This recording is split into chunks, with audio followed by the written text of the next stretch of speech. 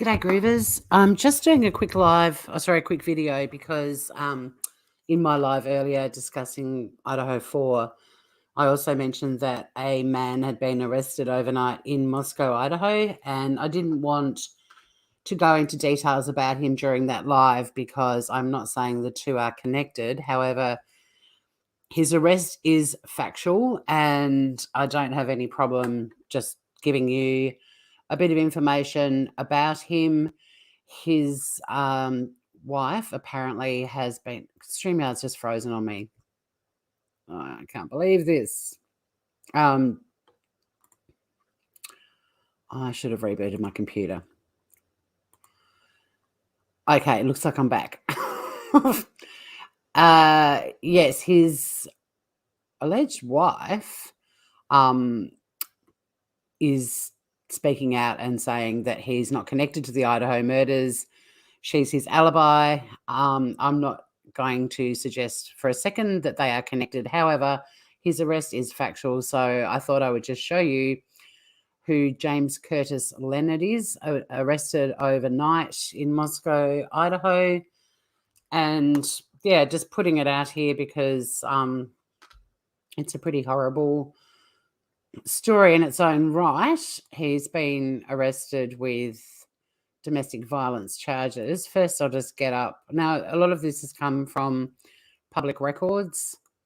Even in Tasmania, Australia, I was able to find this information. So you can certainly do your own digging if you want. So yes, he was booked on the 7th of December. A lot of people online saying, oh, duh, he was booked at 1 in the morning. The Idaho 4 were murdered between 3 and 4. Yes, that's because Americans, they do month, day, year. But people that live in countries like I do, where it's date, month, year, pointed that out, saying, you know, it's the wrong time. But they didn't obviously explain, though, the date part of it. But anyway, he was arrested at 1 a.m. in the morning, or booked at 1 in the morning on the 7th of December, 2022, James Curtis Leonard. Also, there's apparently a great basketballer in the States called James Leonard. That's an unfortunate connection too. Well, not connection, but coincidence. All right, mugshot time. And like I said, I'm just sharing this. We are, all eyes are on Moscow at the moment. So anything to do with Moscow, might as well put it out there as well. It's interesting if nothing else. But also, if it ends up being something connected, well, I guess we'll be talking about this guy a lot more. But for the moment, he is not connected. Now, if I can get over to where that photo is and I can scroll down a bit and show you, there he is in his mugshot. Some say he looks like he's crying. I'm about to show you the charges that he was booked with overnight. There's his mugshot and a little free plug there for Cedar Ridge Construction with a website and phone number. Apparently he does work in construction, so that may be well where he works. And also you'll see his left arm is bandaged. That obviously has got a lot of people talking as well, because we know that from listening to the experts talking about Idaho 4 that if you attack someone with a knife, you're often cut as well. However, to me, that looks like more of a hospital issue bandage, not necessarily, or like a medic of some description, not necessarily something you'd have in your first aid kit at home. But that in itself has certainly got tongues wagging. But we're not going down that road. When you see what the charges are, it's quite possible he injured himself while he was committing the offences that he's been charged with, and it's possible that even someone at the police station bandaged him up. Who knows? We're not going to go down the speculation road.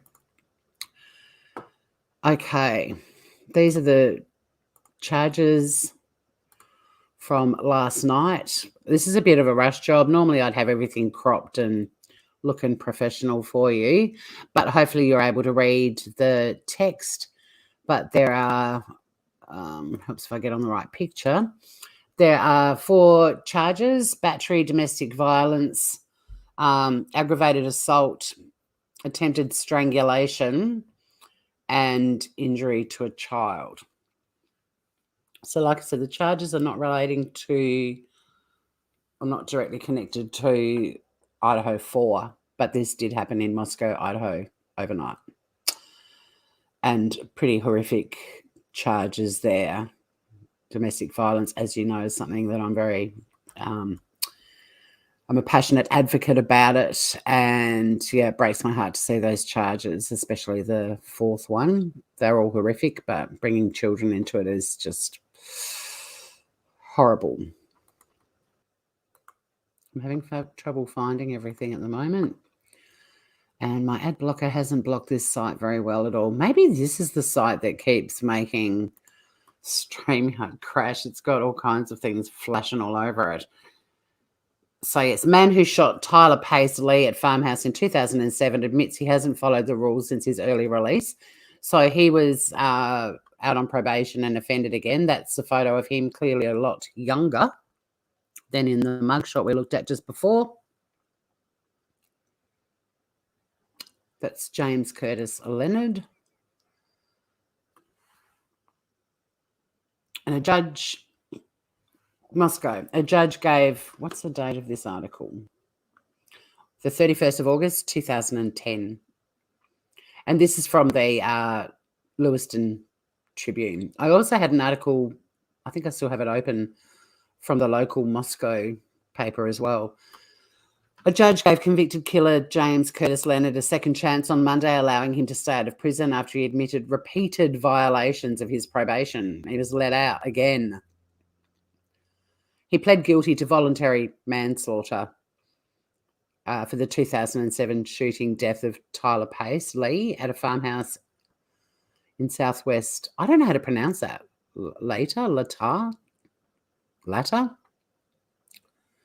He was sentenced to 5 to 15 years in prison. But then it was held by District Judge Jeff Broody that he met the conditions for early release. And at the hearing, Broody imposed strict requirements for Leonard, including he undergo counselling, live in a halfway house, get a job, pay restitution, and perform community service. And he admitted that he had completed almost none of those requirements and had lied about his probation officer. But the court agreed that he had recommitted himself to his probation. He's had a change of heart, according to his defence attorney, Charles Covis. They went through all the different violations and so on. He'd lied about performing community service at the Salvation Army, lied about a job search report looking for work, hadn't started making restitution payments, and it was found that he had violated his probation, but based on the recommendations, the judge gave him 3 months to get his act together. So, yeah, so convicted of voluntary manslaughter. I thought I read somewhere that that was an offered plea deal and he didn't take it and ended up being murder, but that's me having a bad memory.